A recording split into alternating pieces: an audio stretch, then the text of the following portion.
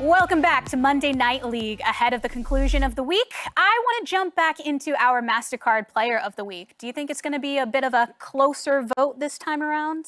I do think so, just because so many of the candidates rely on what happened tonight. There's a number of people that had really great first games, but we still need to see them play. C9, FlyQuest, EG, a bunch of those people are up, I think, for this potential award this week.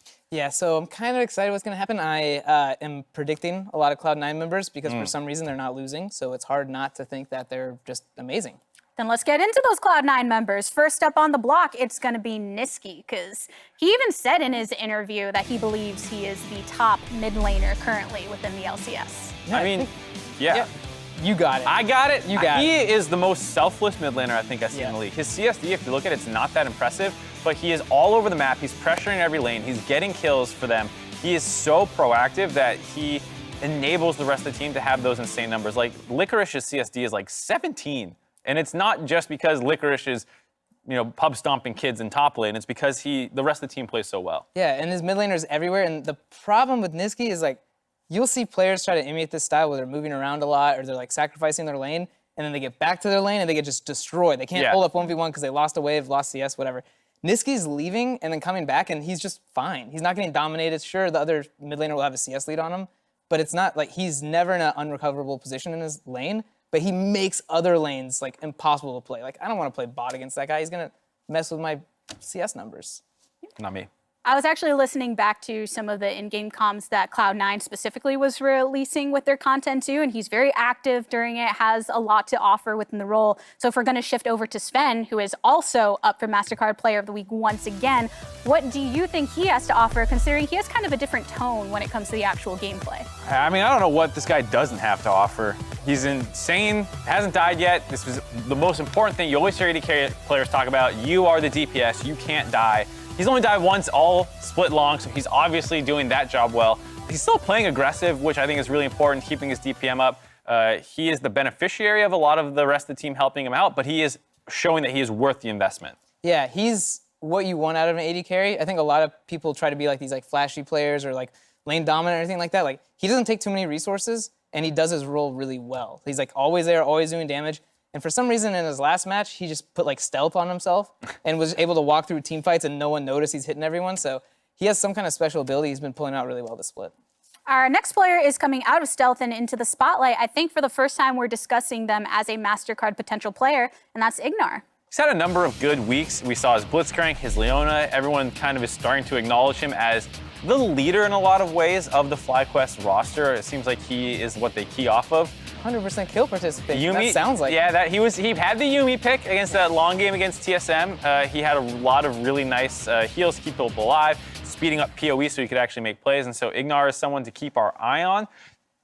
He does have to have a big influence in this game, I think, to be able to snag one of these MasterCard Player of the Weeks. Yeah, I'm going to be really focused on him this game. I think I like that he played the Yuumi because he's usually known as this, like, I'm going to be in your face. I'm going to, talk about the Blitzcrank and the Leona. That's, like, more of his style. So for him to pick Yuumi because it just came into the meta kind of means a lot. I know Yuumi hasn't engaged, but it's very not, you're not a person. You're not frontline. Yeah, you're not frontline. You're a little cat on somebody. You're an accessory. Yeah, so you're pushing people forward to do stuff. So I really like that change because I think that's pretty hard for players to do. So I think he has a lot of talent. I'm kind of excited to see how he plays. The first three players we still have to see within a game. Our next two, we have already seen the entirety of their week. The first one being FBI. I mean, FBI did a really great job of making Aphelios look super broken. And I think that was one of the special champions we're not sure of how strong it is, but when FBI was playing it, he was crushing. Yeah, I think as well as his Kaisi game was really impressive how aggressive he was being, and we want to see more of that out of him. What about his teammate GoldenGlue, also a nominee this time around? I think GoldenGlue's been solid. Ringing endorsement. I'm going to be saying I think FBI has been much more like pivotal in their wins. I think GoldenGlue's been performing pretty well, but to me he hasn't stood out as like the guy that's making them win. His Cassiopeia game I thought was really good. It wasn't standout. He did have a couple nice plays, but the Diana game, despite the scoreline not being good, I thought I saw more impressive plays out of in some regards where he was willing to go in and kind of sacrifice himself to set his teammates up. It's just hard to want to give him the award over the guy who then got the cleanup kill on Aphelios. The guy who pressed Q or the guy who pressed ER? Ooh, tough choice. Two buttons to one. Well, all the nominees are spread out on the table. Do you agree or disagree with us? Make sure you let us know who your Week 4 MasterCard Player of the Week is by tweeting to @MasterCardNexus with who you think deserves the award. But I think it's time to go ahead and talk about our next matchup, because for this, someone in the story meeting said something about the playoff bar and this being kind of for it, but it seems a little muddy now. Mark, I think you had something. Yeah, I don't think it's a playoff bar. I think it's a playoff soup. You have the Cloud9 who's not in the soup, CLG who you made sure not to put in the soup, and then everyone else is in this soup of trying to get to the top, trying to make the playoffs. Wait, if CLG is the ingredient you don't want to put in the soup, what is the top ingredient to not add? You don't put actual soup. filet mignon in a soup. Wait, that actually That's sounds what pretty C9 good. is. No. Oh, that's what You C9 serve it on its is. own. Oh, okay. That's so what I'm saying. C9 C9 is too okay. good to put in the Alright. soup. Everything else, you don't know if you like it or not. You put it in a soup, you can't taste anything. That's how NA kind of is right now, where all these teams are battling to stand out. Team Liquid, we know, is supposed to be great. They're struggling. Get it, Liquid? Yeah, haha. FlyQuest, who a lot of people didn't have expectations of. Immortals, not that many expectations. They're two of the best looking teams we have right now. And so there is a lot going on, and it's hard to pick out who is really the ones contributing and who's being the best team. So who's the crouton? That's what you take out of the soup first?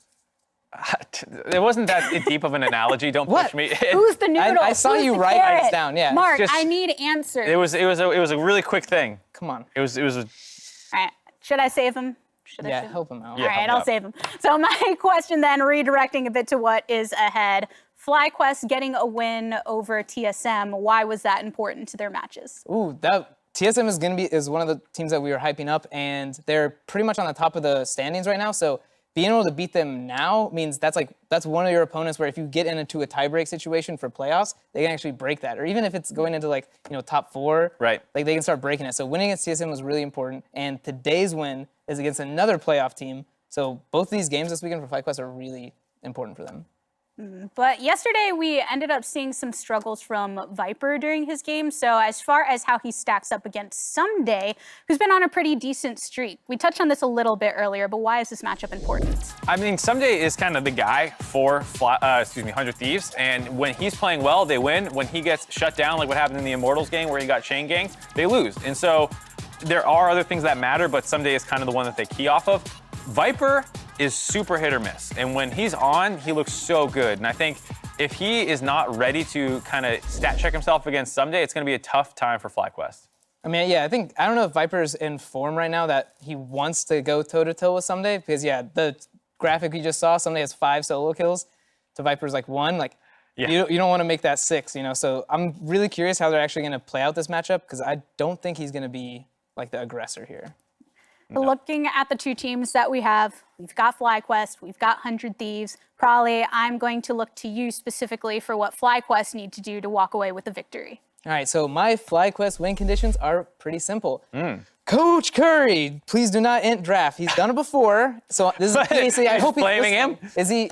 Is he in the hall? Can he? No, they have monitor? headset on stage. They have can't hear this. headset? You're free. All right. Well, Scream man, your heart I out. really hope. All right. Like I said before, yeah, Ssumday's playing pretty hot. Viper's not. So please pick up some kind of tank matchup. Maybe give him Set, even though Set's kind of a power pick. Just don't go ham in top lane. Maybe you can do the Riven, but that's the only special one. Please just pick a tank up there, let it be farm lane. And then second thing, Xayah Rakan is becoming pretty important. Cody and Stunt are really good Xayah Rakan players, and I'm pretty sure Turtle IgNar have not shown it yet, so don't give them that. Make top a farm matchup. Santorin, I don't know, you can play some stuff, mid, play some stuff. Just make sure your top and bot is solid. Okay. Mark Z, as the owner of a 100 Thieves hoodie, what do they have to do? I'm all about some daddy. He can do whatever he wants. Whatever he says he needs, you give it to him. So give him last pick, your red side, whatever the counter matchup, whatever's going to be the hardest thing, while still having some team fight. I think is really important. Don't go full on 4-1 split push or anything like that. And then the other thing is pick Zoe for Ryoma. I think that is a very good champion for him. Are you going to get Zoe again? I don't know, but I'm just saying, ideally my first 3 picks are jungle and bot lanes, because I feel like those are relatively even matchups in this. And then Ryoma's my most volatile, so if I can get him a safe one, and then hopefully my biggest exploit matchup in the top lane. All right. Well, win conditions are locked. I hope you got your soda pop, because without further ado, it's time to send it over to the battle arena for game number 1. Thank you very much, Gabby. Here we are. I am Clayton Captain Flowers Reigns. I am joined by Mr. Isaac Azale Cummings Bentley, and it's time for yet another installation of Monday Night League. Yeah, and I mean, you're not going to want to miss the draft because both the win conditions are purely based on draft. The game's about to be decided right here. I mean, Mark had at least 2 different people that he named in the draft. Probably's just saying, don't int it. So let's see how it plays out. We are into that ever so important champion select. FlyQuest is going to keep Soraka out of the top lane. They'll keep Senna away as well. 100 Thieves banning out the Rumble and that Yuumi that we've seen have quite a lot of success so far this week. Yeah, it's honestly been really this power pick that just kind of popped up, clearly gaining a lot of popularity very quickly. One thing I'm really interested to see for IgNar, talking about the draft, is are we going to get another unique pick? He's 7 for 7 on different support champions throughout this split. And I think that is really cool because we have been seeing most of the players kind of stick to tried and true, not expanding as much. And this is a guy who can get you a bot lane 2v2 advantage with his flexibility. The power of the man who played Fervor Leona back in the day. Let's see if he can invoke that again here now. Riven, the final ban from 100 Thieves, and the first lock-in from FlyQuest is Aphelios. Yeah, the Riven ban getting a bit of a smile there from Viper before he did lock in the Aphelios, so that's going to be taken away. Probably wants to see Viper on a tank because of how damn well Ssumday is playing. And it's looking like it's going to be an Aatrox. They want to just grab an early power pick here. Deny that from Viper. This is a pick if you're feeling like, hey, the other guy has just got to play for safety, play for farm. Aatrox is a really strong champion to go with. Most people are pretty happy to play it into almost every viable top lane matchup. It's very safe as a blind pick in general, unless people are really willing to go for the risky picks, things like Fiora, that not a lot of teams are willing to play around. So 100 Thieves kind of throwing down the gauntlet. They are red side, but they're saying, hey, counter pick me if you dare. There you go. I enjoy the confidence. Rakan will be the other pick here in the first phase. 400 Thieves getting some engage power there in the support position. They already know their opponents have drafted an AD carry, so they don't feel too pressured to pick one up in that first rotation. FlyQuest thinking on the support here for a moment, hovering over Alistar for a long time, but I'm not surprised to see the Ornn locked in. There's that tank pick, easily the premier tank in League of Legends right now. They want to get that picked up before the second phase of the bans comes through. Yeah, I mean, he's the best top lane tank, and it's not even really close, to be honest with you. This guy is very stable. He has the ability, especially if you're going Spellbook with Ignite, to, if someone makes a mistake, actually take over a lane, dominate that lane at times. At worst of times, he can go even. Everyone knows about those upgradable Ornn items. Very strong, gives you the additional scaling. We have been seeing more and more games go late, where that is almost always going to play a part. And his engage, incredibly reliable here. But it does mean they are giving over the Xayah Rakan, very likely 200 Thieves. Another thing that Mark called out, and they talked about, the popularity of these picks and that it is rising very heavily. It gives more agency down to your bot lane. And it's also really kind of guaranteed engage when you do have this Rakan. It's so explosive, it's so quick. Ornn is strong engage, but it can be sidestepped, it can be dodged out of. Rakan, flash, alt W, these types of things are very difficult to stop, and it's going to allow 100 Thieves to pick and choose where they fight. One important thing is because the Rakan was already locked in, FlyQuest knew they wouldn't be going up against a Braum shield to shut that ulti down in the team fights when they picked it. They'll also go with the Thresh as the last pick of their first half of the draft, so we've got matching top lane and bottom lane picks from both sides, and the jungle is getting hit hard here in the second phase of the bans. Lee Sin, Olaf taken out by 100 Thieves. FlyQuest will remove Gragas from the available pool. They've got one ban left to go. We could see it go to the mid lane this time, and yes, it will be keeping LeBlanc away from Ryoma. Yeah, very interesting. It does feel like with a double physical jungle ban, they want to keep Santorin, off of those picks, perhaps force him onto something like an AP jungler, or maybe they're feeling like the damage profile could get messed up a little bit from that. They are going to be going Sejuani as the pick, so if there is an AD option that Santorin will be looking towards, there's things like J4, there's Rek'Sai still available. He could also go for something along the lines of Trundle. I think it would be actually pretty great here. When you are going up against that Sejuani, it gives you a very easy target to ultimate, especially if they're playing Aftershock with Permafrost passive. You can actually put Sejuani into negative resistances with your ultimate, really beef yourself up, and can work pretty damn well to set up hooks and skill shots also. And we saw from the stats that hovered quickly over when Sejuani was locked in, even though she's only seen a couple games of play, currently sitting on a 100% win rate in those games, so the champion has been finding success in the small amount of playtime we've seen on it here so far. WildTurtle locking in the Syndra here for PowerOfEvil in the mid lane. We've seen him on this champion plenty of times before. I highly doubt that's going to be locked in. You guys already have Thresh. You got to think about which champions you're baiting us with, as the Trundle is locked in, as you already said, that classic Sejuani counter. Yeah, I think it just makes a lot of sense. It's something that has been rising in priority. You know, did get some buffs recently. The move speed, notably on the W, went up. The slow went up on the pillar as well. So your ganks become a lot stronger, and it really does turn you into a super tank and kind of shred through Sejuani, making it a lot easier for your front line to knock her down. So will be pretty exciting. Going to be Zoe as the last pick here for Ryoma. So the guys on the desk, honestly, were pretty spot on. Yeah. This is what Mark actually wanted, you know, for Ryoma, was this exact pick. He didn't get the Ssumday counter pick, as he was hoping for there. But things going pretty expected. I've got to say, it does not feel like FlyQuest entered the draft. No, FlyQuest ended up with two of the most powerful picks in the current game in Ornn and Aphelios. They ended up with a jungle counter pick in Trundle going into Sejuani. They put PowerOfEvil on a champion that's very much in line with the way we usually see PowerOfEvil like to play League of Legends. It seems like it makes sense. Yeah, it does make a lot of sense. I think Syndra can match up pretty well into the Zoe there too. There is the ability, if you do get ahead, to threaten kind of that lethal combo over onto Ryoma. But Ryoma has been solid on the Zoe. For him, it's been less about lane dominance and more about finding good angles for poke in the later stages of the game, while he's kind of giving over a lot of the farm throughout the mid game to his teammates. I do think for 100 Thieves, though, you're feeling pretty happy overall there too. Aatrox for Ssumday, always going to be a valuable pick come team fight time. Ssumday has been performing really well overall, though his laning stats have not been good. And you do have Cody Sun on the late game insurance, right? This is a guy who's always been incredible at team fighting, who's been great in those late game stages. So Xayah Rakan for Cody Sun and Stunt could spell good things for 100 Thieves. Top lane's going to be fun to watch too, because you've got one of the most iconic names in Ssumday going up against Viper, who, for those who weren't familiar with him, back in the day when he was climbing up through the ranks, was a Riven 1 trick, has since donned the mantle of many champions, made it into professional play. And so now it's kind of fun because you get to say, all right, here's a guy who's known for carry performances. This game, the team has said, we need you to be a role player. Your job is to be Ornn, sit under the turret, eat some Aatrox Qs, and farm up, sound the horn when the team fights come. I want to see if he can get big value ultimates, because the difference between an Ornn that farms up okay and yeah, he's really tanky, and an Ornn that wins you the game is the guy who finds those ultis that knock up so many different people at once. There's nothing on the side of 100 Thieves to negate his ability to do that. No wind walls, no Braum shields. I want to see those hit home. Yeah, just going to be about the avoidance. You know, it's going to be about Xayah timing the ultimate well. You know, Rakan utilizing shield to jump out of the way. It's going to be more about their dodging of the skill shot. But I agree. I do think it's a game that Ornn can be very, very successful. Ornn is totally a strong matchup into the Aatrox. You don't have to worry about that. And we could see a very successful game for Viper. Looking at the keystones here as we load in, you've got Aftershock for the Thresh, you got Guardian on Rakan.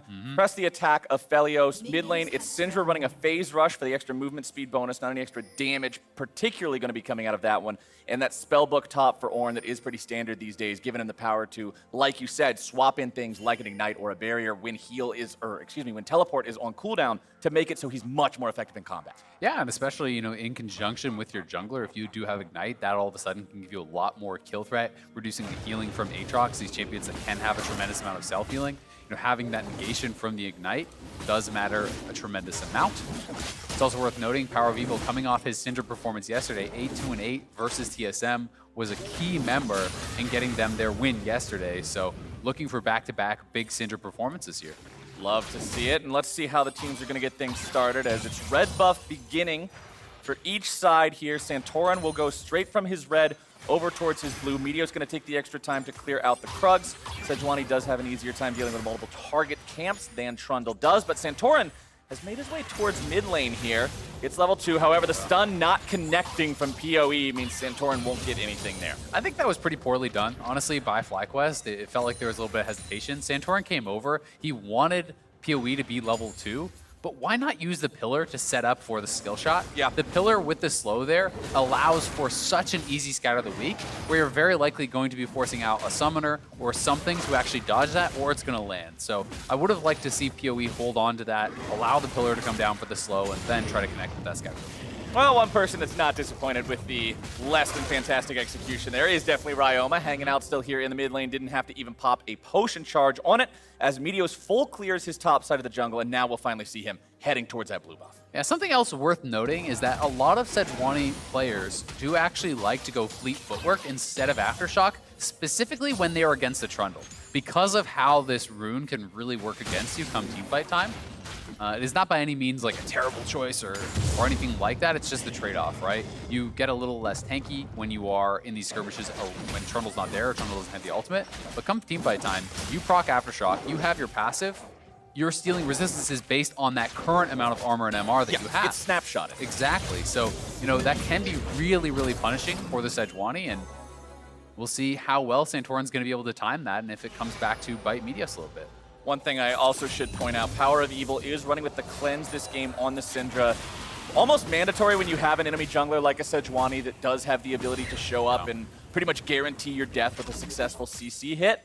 Let's see if Santorin can make anything happen down here on the bottom half of the map. Doesn't look like it. And we all know how punishing Zoe can be, right? You know, in mid-game, one sleep lands on you, and sometimes you just die, right? It feels like you can be dodging everything the entire game. Cleanse is going to take away the potential of that, as long as you have that summoner available. Sure, maybe you lose it, but potentially save your life. Ssumday is going to get very familiar with the view that he's experienced right now, having that lane completely shoved up, doing what he wants. The bottom side, it's going to turn into a 3 versus 2 now as Santorin makes his way into the fight. 100 Thieves winning it early, but Stunt gets taken very low. Santorin's presence there got FlyQuest out of a tough spot. Good flash engage from IgNar, though. You know, he went forward with that flash flay. They do get both the flashes off Cody Sun and Stunt. Yes, it costs both the summoners there from IgNar, but potential for a regank is pretty high. IgNar also going to have to be cognizant of that. Will need to play a little bit more defensively, perhaps acting like a little bit of a lantern bot for Turtle, who does have the summoners, because you can go for that Thresh. The combat summoners are still up and available for Stunt, right? He still has that ignite, and if Meteos comes in and you're a flashless Thresh who's pushed up, you're going to be toast. Cody Sun will farm up this wave underneath the turret. It did also afford Turtle and IgNar the opportunity to go back to base, shop with the CS lead that they had, really use the state of the lane to their advantage. You can see Turtle going to go ahead, go for the full Berserker's Greaves. It'll help him get the movement speed he needs to avoid not only engages from Stunt, but also Meteos should he come to gank. So we'll see how well that pays off for him. It also kind of signifies, you know, that he just wants to look for the push. Attack speed very valuable in that regard. This is something that is really well known as a strategy. Reckless loves to do this. He's almost constantly going for it, but a good hook. Lantern comes in. IgNar making moves yet again, setting things up, but 100 Thieves are here on the counterattack. PowerOfEvil getting away, needs one more stack before that Sejuani stun would be ready and manages to avoid it. Yeah, he's going to get out of there. Cost Ssumday his TP, so Ssumday pretty eager to try to get involved in the action. Wanted to get a lane, they're going back in. IgNar time and time again with these hooks. Well done from FlyQuest. Looking to get the last bit of damage. Viper's looking for it, but Meteos will barely survive. Meteos just barely getting out of there. That was so close. Looked like he was going to go down for sure. Pretty back and forth trade. It does cost Meteos his flash. It was a couple great hooks from IgNar, but Santorin did trade his flash, and you know, that was a lot used on both sides. I believe both top laners expended. Teleport was the ultimate down now for Viper, so I was going to kind of talk about how TP advantage was going over to the other side, but Ornn TPing right back. FlyQuest, though, did come out on top as far as the health was concerned, and it will mean they're going to grab the early Infernal. I'd like to get that on the board here nice and quick. Infernal number 1, it's going to be Ocean number 2, means we'll get either a Cloud or Mountain Rift after that second Drake is taken. But as we've talked about 100 times before, as Ryoma nearly gets taken down to 0 here in the mid lane, the Drakes by themselves are not nearly as impactful as they were last season, so that 4% damage boost isn't going to mean the end of the world for 100 Thieves. You're not super worried about it. Yeah. They are up 400 gold at least, just from the advantages they've found themselves in farm. The biggest of which, you can see right now in the top lane, 20 CS lead for Ssumday's Aatrox. Yeah, that's pretty huge, and it makes me wonder what the lane state was like when Viper actually TP'd away. because Ssumday, I do believe, was TPing back from base, so perhaps Viper was actually TPing away from a pushing wave, meaning his minions actually kill off more of his opponents and put him down in farm. Because Viper is very far behind, and this should be much more of, you know, maybe Aatrox gets a little bit of an advantage, but it should be a pretty damn even lane. Yeah, you can see he went for a little bit of a trade there as Ssumday went after him with the chains, but once that Q3 lands, you really don't out-trade Aatrox pretty much ever. Bottom side, another play is going to be made. Now Aphelios ulti dodged away by Cody Sun. Stunt will fall here, and that is first blood to FlyQuest. Yep, going to be able to knock down Stunt. Had no summoner available to flash out. Does get punished. Would have liked to see them give that to Turtle. Felt like a pretty guaranteed kill. Santorin's going to chomp on down and grab that for himself. Proto Belt pickup, always pretty nice there for the Zoe, as it does give you a really easy push on one wave. Goes for the bubble, but makes the prediction wrong, guessing if he's going to juke to either side. Let's take another look at the play here, bottom. Hey, this is one more time. You know, note that there is the ultimate for Cody Sun, but IgNar does not have his ultimate, does not have his flash. They flay him in, they root him up, and he's just not able to get out of there. Wasn't really much he could do. Just a really well-executed gank. That was 110% givable to WildTurtle. Yeah, like, I think so, too. After watching it again, he's right there.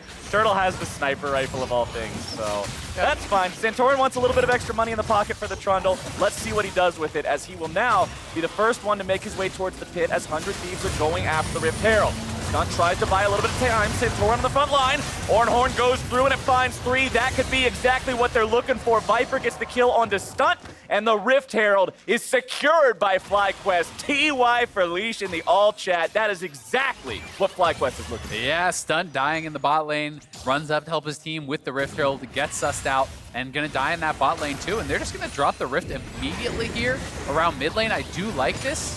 Ryoma wants to have this kind of bastion of safety that is this tier 1 turret, but it's going to get really low already, and that was actually quite a bit of more gold going in the pocket of Santorin, who thankfully, you know, with that kill on the bot side, has at least made some sort of a payoff there and was able to have Cinderhulk for that fight around Rift, whereas his opponent was just sitting on the challenging smite plus a ruby crystal, so, you know, getting something from it. So here's his one more time. This is just, you know, I think 100 Thieves more hoping that the top lane priority they had would result in a pretty easy kill, that FlyQuest wouldn't be in position to challenge for it. But this has become such a textbook play that you have to be confident not only in your ability to start it, but your ability to win the team fight that is inevitably going to break out around it. Because it is so rare these days, unless a team is just absolutely dominating the early lanes, that you see a completely uncontested or a snuck Rift Herald. Like, everyone does this at 10 minutes. It's not the Season 9 clutch gaming strategy where it's Rift Herald at 11 every single game, no matter what, but nobody else has this similar plan. This is the meta. This is how teams want to play. This is the plan. This is everyone's plan. Yeah, it literally just comes with an instruction manual to play League of Legends. Forget early Drakes, get the Rift Herald instead, transition to Drakes later. It's what all the teams have adopted. And PowerOfEvil has the blue buff. Ryoma the same here in the mid lane, just shoving these waves out. PowerOfEvil slightly more farm than his opponent, but it is just ever so slight as Meteos tries to steal this chicken camp away. He is behind Santorin. Santorin with kill and assist so far on the side of FlyQuest. Meteos nothing on the board here just yet with this Sejuani. But remember, Sejuani, not exactly a champion that's going to fall off if you don't make something happen early on. He'll be just fine as the game progresses. But he will have to watch out. Santorin ulting him in that Rift Herald fight was pretty big for FlyQuest getting the win like they did. Yeah, it really is. I mean, it's a huge swing in terms of power of frontline, right? Because all of a sudden, Trundle can just go frontline versus frontline. You can have Aphelios just hitting that Sejuani where normally you would be so incredibly tanky. You get ulted up, Trundle becomes incredibly tanky, applies, press the attack for the bonus damage amp for your teammates, and you're able to really get a lot done there.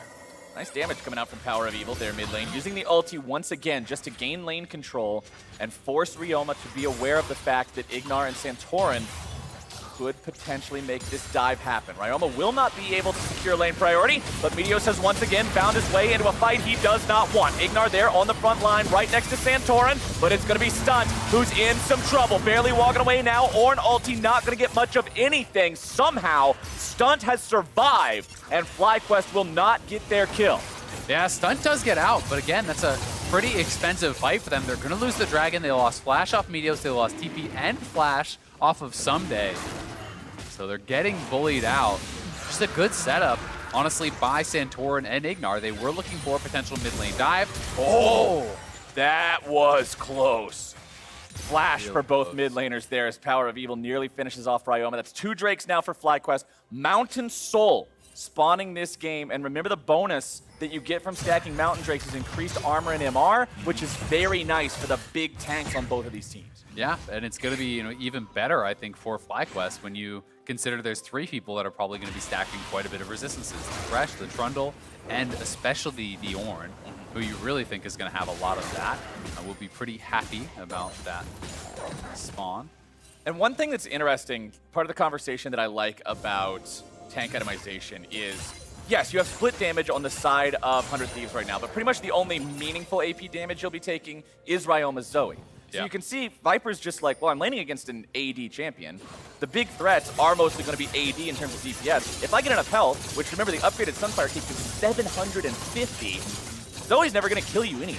Yeah, that's the thing, right? If you don't have a consistent DPS frontline killer type of mage, if you don't have like a Cassio or a Dori who's going to be able to do a lot of consistent damage to those tanks, you can get away with just stacking armor and building health. Things like Warmogs become incredibly effective. You can just build up something like that and have that player step forward and intentionally tank a lot of the poke coming out from Zoe. And we often will see the Ornns go for an Abyssal Mask second. It does a great job at amplifying him and his allies' damage, as well as being a huge bonus in terms of the cost effectiveness of the upgrade. So I wouldn't be surprised to see that come out, but I expect some armor stacking continuing as the game goes on. Yeah, overall it's going to be mostly armor, you would think for sure. The Abyssal is a ridiculously efficient upgrade as they're going to look for a dive here. Here it goes. Ssumday and Meteos going in together, but Viper is buying as much time as he can. Very well played from Viper. He's got one and waves goodbye to the other. Ssumday coming back yet again, but the horn has been sounded, and Viper has outplayed 1v2. Yeah, he slammed them. I'm not really sure why they thought that would be such an easy dive to go for. It's 2v1, yeah, but that is a full HP Ornn under his own turret. Gets the easy double knockup, and like you said, just straight up outplayed them. Very well done from Viper. That was one of the question marks on the analyst test. They're saying Viper is hit and miss, but when he's on, he is on. And when he's on, he is Ornn. And this guy popped off in that dive. I mean, he's down 40 CS, but he did pick up a kill by that Rift fight and grab another here. Now another fight on the bot side. Bottom side, Stunt could be the target again. IgNar in some trouble, but goodness, that is a nice stopwatch coming out to keep him alive. FlyQuest, they get a little overeager to make the play on bottom side here again. They almost lose their support, but it will buy them the opportunity to take out this tier 1 turret. That will be the second turret of the game destroyed now, the second that they have claimed, and 100 Thieves will not find any sort of a response. Yeah, extending that gold lead further. 3 kills to none, 2 dragons to none, 2 towers to none. FlyQuest has been running the game. 100 Thieves still in it, largely in part to some good farming. Their main advantage is kind of on that top side, though, with the kill gold going over to Viper. It's not going to mean too much, and here we have this one more time. Looking for the dive. This is a full HP Ornn, though, and he bides his time. He does the searing charge on the turret, gets the knockup on both members right around him, flashes over, applying that brittle with his W for the big clap, and then the ulti is there and pushes Ssumday away. Very well played by Viper. But that was a risky dive, Ornn is so damn tanky. If you cannot execute that perfectly, it's going to be tough to take him down. And I feel like even if you kill him off, maybe you still lose your life in the process because Meteos didn't have his flash. So if you actually use your Q knockup to go in, it's going to be very difficult to get out. And you can see they had Meteos tanking, he had the Aftershock, he had the Glacial Armor, all of that, but just wasn't enough still, and FlyQuest will now claim their second Rift Herald of the game. First one was used to grab them those plates on the mid lane turret that gave them that boost of gold. We're after the 14-minute mark now, so plates are no longer an option, but they only have one tier 1 turret left to take. So far, they have been in control of the state of the map a little bit. You can see some wards from both sides around the river, specifically in this top lane, likely because the Thieves know that's the last remaining tier 1 that FlyQuest wants to take, and they probably just want to go up there and knock it over. Yeah, I think they would definitely love to do that. We also may see them go down towards the bot side. Dragon is going to be spawning here for FlyQuest, so I think you want to keep stacking as much as you can, 15 or so seconds. So they need to be moving in together. If they're not going to be TPing down Viper, he needs to be making that rotation because he is pretty late on this play, right? And he's actually sitting back on his tower, so it looks like they're going to go for the TP. Meteos just used his ulti to try to make a pick onto Santorin, but he missed. That is a big cooldown not available for 100 Thieves. They have priority over the river, but without that ready now, this is all of a sudden much sketchier than it was. Meteos is going to be locked up, nearly bursted out, and the damage continues to come through onto Stunt, who is just alone, buying as much time as humanly possible, down below half HP. Thieves are in full retreat. Meteos down to 200 health, in no condition to contest this, and 100 Thieves just not making the right moves here.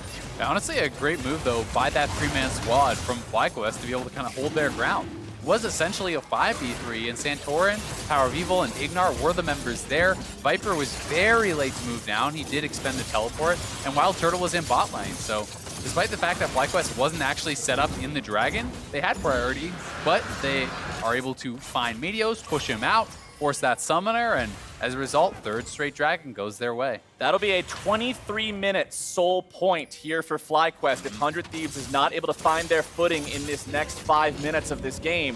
Things are starting to get more and more dire for this squad. 2,500 gold behind. Fortunately, Viper is still only level 11, so the Ornn items have not been crafted yet. Remember, when Ornn is in the game, the gold difference can be very deceptive because of the amount of value and pure stats that he adds to his team. Taking a look at the items, it's pretty similar for the AD carries. You just got the Berserker's Greaves and the Essence Reaver in terms of fully completed items. It is Zeal versus Dagger for the backups there. A little bit more money onto WildTurtle. Mid lane, Luden's Echo done for both. We've been seeing more of the Hextech GLP lately, but the extra burst of the Echo was just what the players wanted to go for this time around. It's all about the damage. Yeah, it makes sense. You know, especially on Zoe, I think you're almost always going to see that. But on Syndra, you know, in conjunction with Phase Rush, we've been seeing a lot of the Hextech GLP. We've been seeing that on Orianna there too.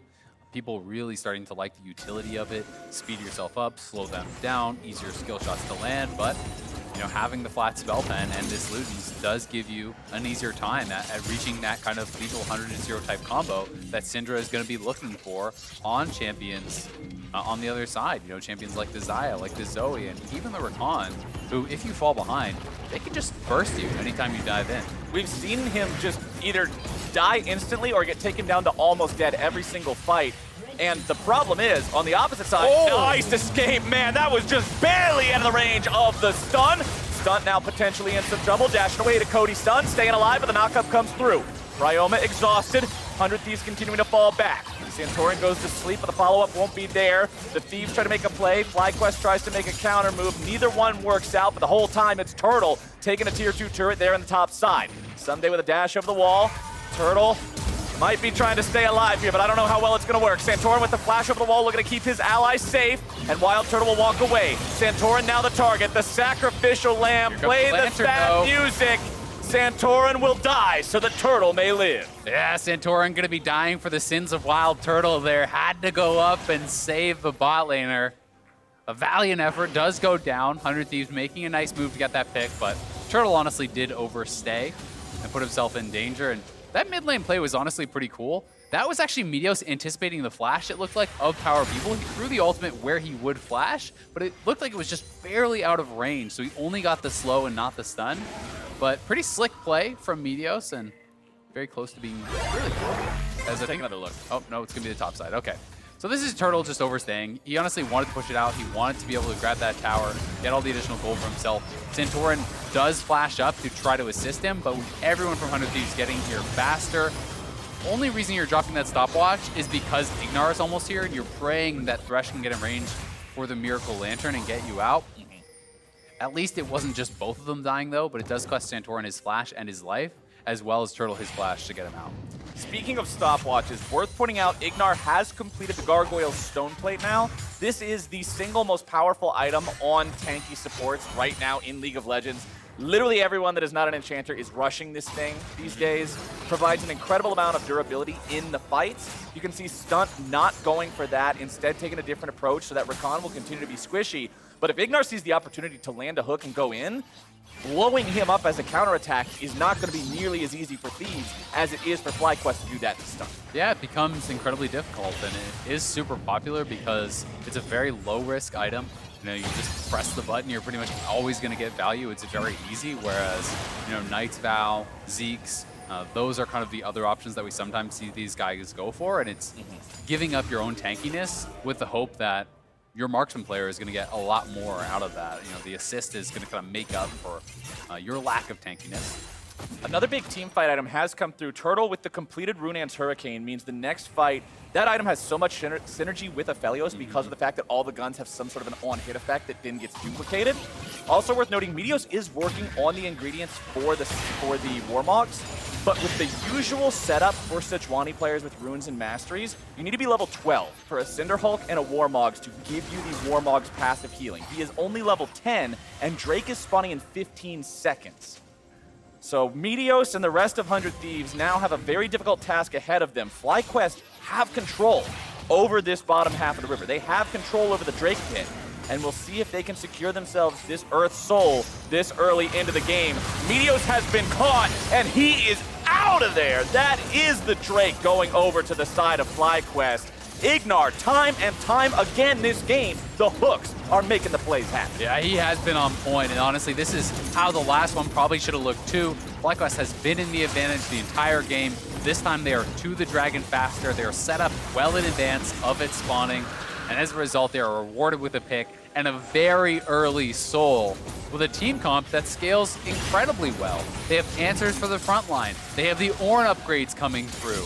And they have a 23-minute soul, so it really feels like now for FlyQuest, the question is how quickly, how cleanly can you close this game? Because you should not be losing from here. Right, and this is a team that, remember, already beat TSM earlier this week when the TSM hype train was just starting to leave the station. People were saying, oh, this is the second best team behind Cloud9. This is a team that's really coming together now. The first couple of weeks were rough, but then FlyQuest beat them.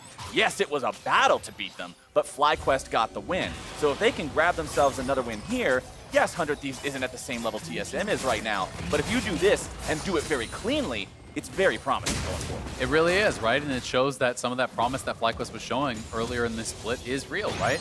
You know, they had a great start alongside Dignitas, and then both teams had a bit of a stumble, and now FlyQuest looking for another 2-0 week to prove that, no, that their level is that high, right? They had a little bit of a stumble, but they can compete near the top. Moving themselves to 5 wins would actually put them ahead of TSM in the standings, and up, I believe, you know, right around Immortals for second, third. Worth noting, Meteos now has the Warmogs completed, but as I said earlier, he does not have the total health pool to trigger the Warmog's heart just yet. He's at a little over 2,800, so if he can get to level 11 and buy himself another Ruby Crystal, he should have that healing to deal with some of the poke that could come out from the side of FlyQuest and the carries of Turtle and PowerOfEvil. You can see the comparison of the levels there. PowerOfEvil, the highest level in the game, just now hitting 15. And once he gets one more, that ultimate execute potential. Look at these two right here. Level 8, level 15. If you're this guy, you do not want to be running into the other guy. I'm pretty sure Syndra hits QR with that level difference. Stunt just dies. You do, man. You get so much value out of each level. The additional stats that it brings means he is going to be incredibly squishy when he is that far behind as far as the levels do go. And that's one of the difficulties with Rakan. When you are not going for a Stoneplate, when you're going for a squishier build and you get behind, you can get lit up.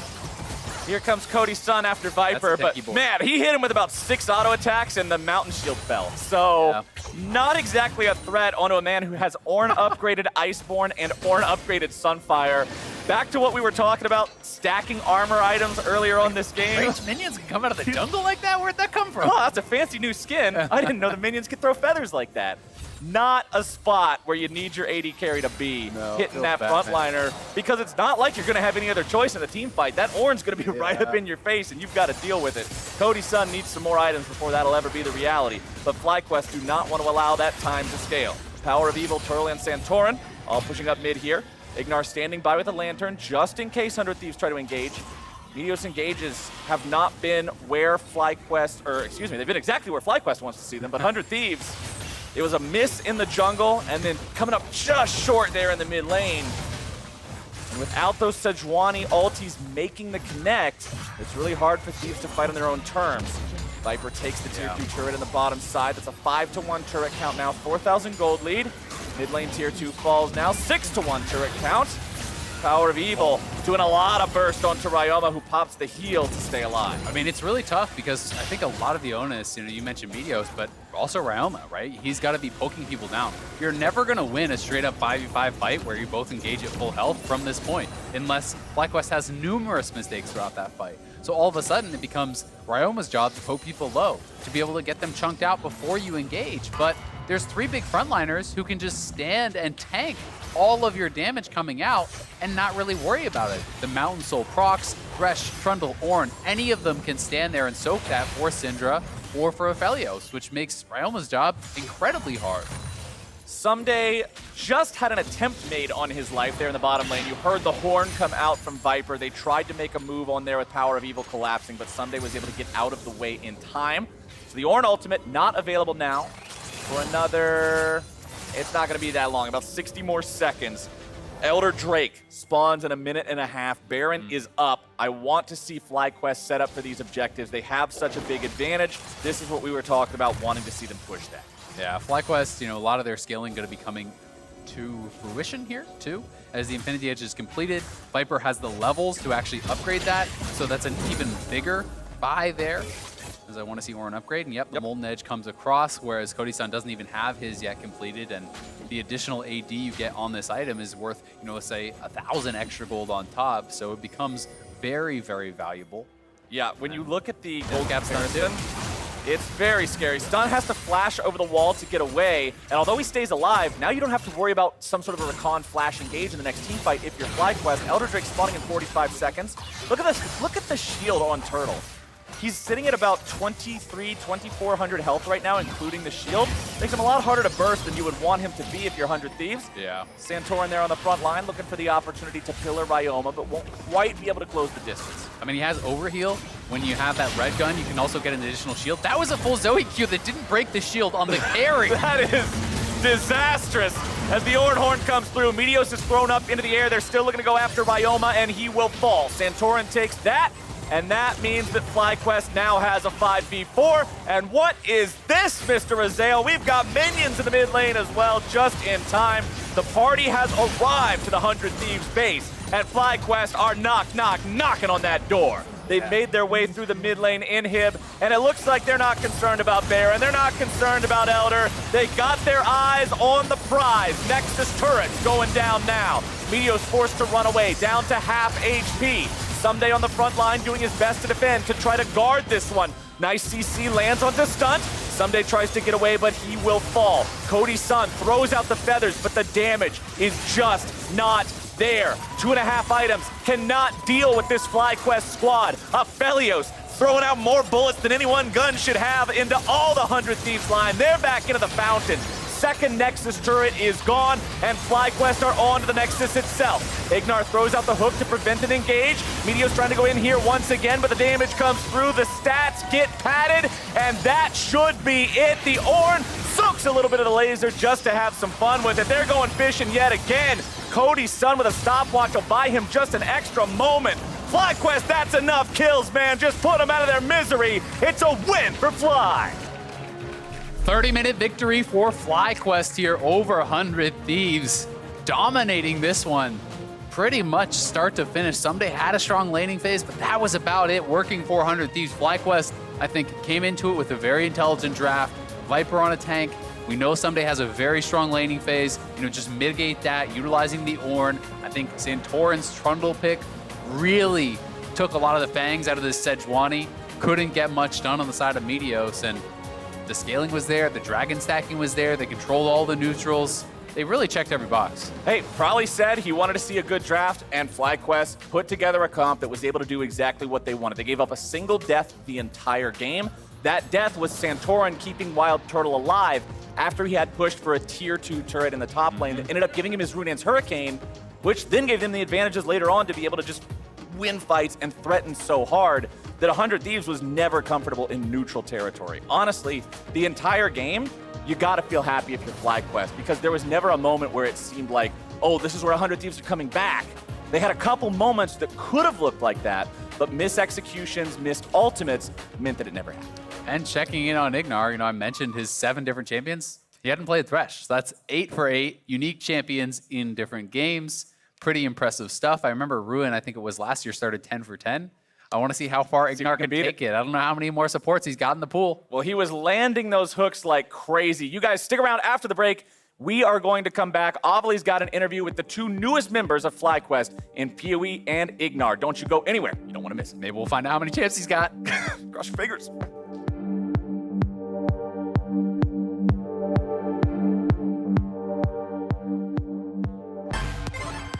Hey everyone, and welcome back to Monday Night League. I've got with me the victorious FlyQuest members. We have PowerOfEvil and IgNar joining me after their victory against 100 Thieves. Guys, 2-0 week for the team, and especially after a winless week 3. So tell me about how you were able to bounce back.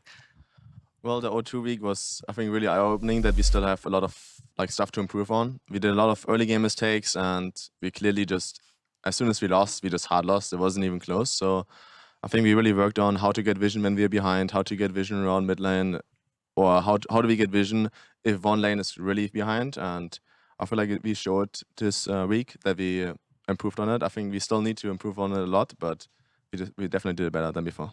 Yeah, improvements and a lot of surprises coming out from FlyQuest. IgNar, for you especially, 8 different games, 8 unique champions. Forget the champion pool, you have a champion ocean. Tell me, how many more of these supports are you hiding from us? I mean, I can play just everything if I think it's good. So even without like so much practice, I think, because I have my confidence at my mechanics. And then, so I think I just have more than 5, I think. So I can just play whatever I want, yeah. That's pretty smart. Now, I know we've seen a lot of support champions go top. Since you're the expert at these unique picks, any top laners becoming support champions? Like Rumble? The Rumble support? Yeah, I can. Can we confirm this? No.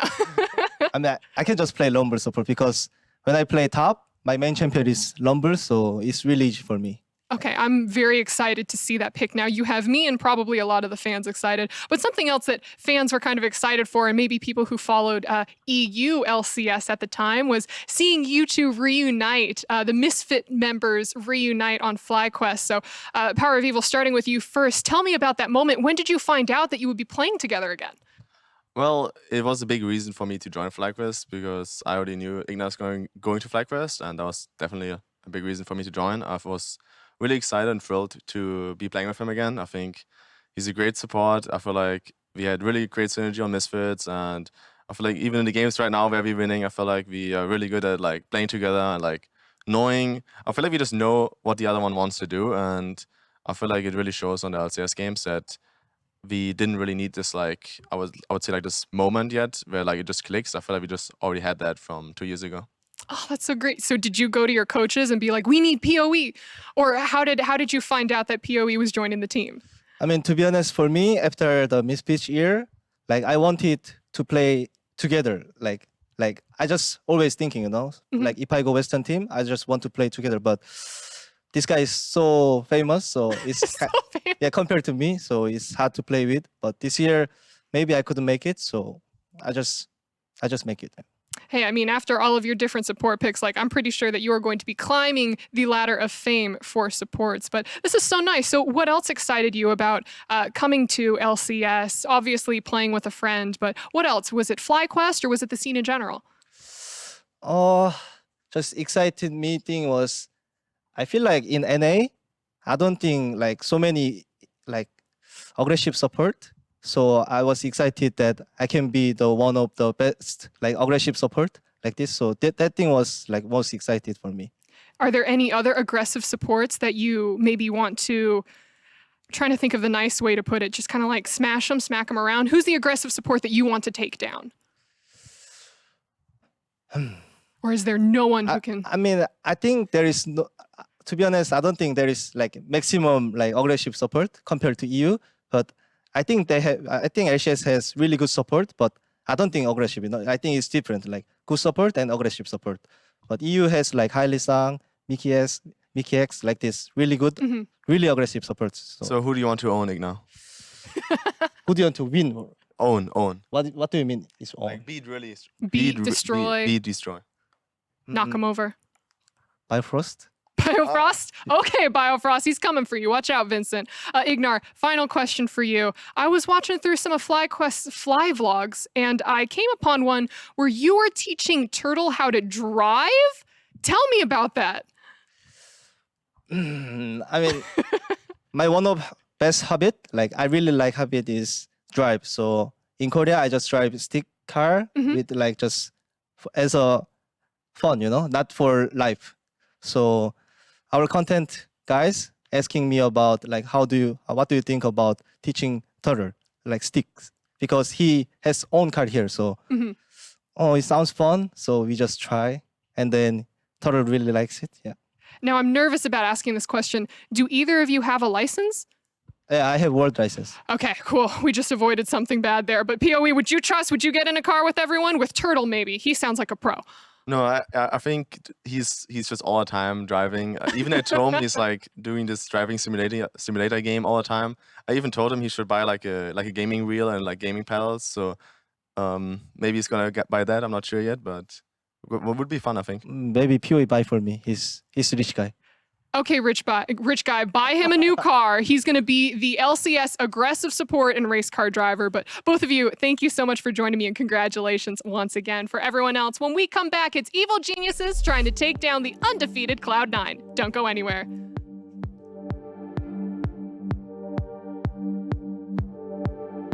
Bottom side, another play is going to be made now. Aphelios ulti dodged away by Cody Sun. Stunt will fall. Here it goes. Ssumday and Meteos going in together. The Viper is buying as much time as he can. Very well played from Viper. WildTurtle will walk away. Santorin now the target. The sacrificial lamb. Play the sad music. That is disastrous.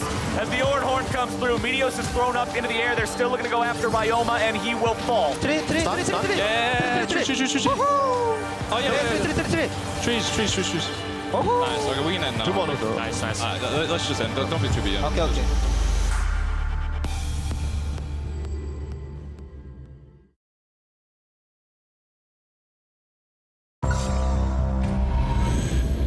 Every click, Every frame. Every press. every sound. They're playing aggressive. I'll take mid. Every advantage. When the difference Between winning and losing, is measured in milliseconds. everything. Everything. Everything. Everything counts. The Alienware Legendary Battle Station.